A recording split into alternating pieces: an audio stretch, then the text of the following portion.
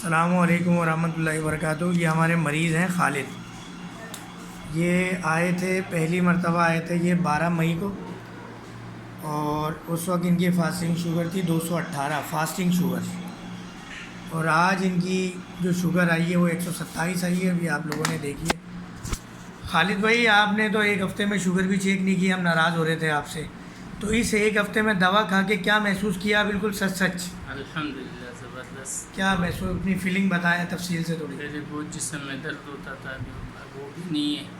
अभी चुस्ती भी आई है। पहले बहुत यानी जिस्म में थकावट और बहुत ज़्यादा जो है ना वो सुस्ती जो रहती थी। एक मर्दाना कमज़ोरी और वैसे वीकनेस महसूस करते थे, एक हफ़्ते में सब ख़त्म अल्हम्दुलिल्लाह। अल्हम्दुलिल्लाह बहुत बेहतर।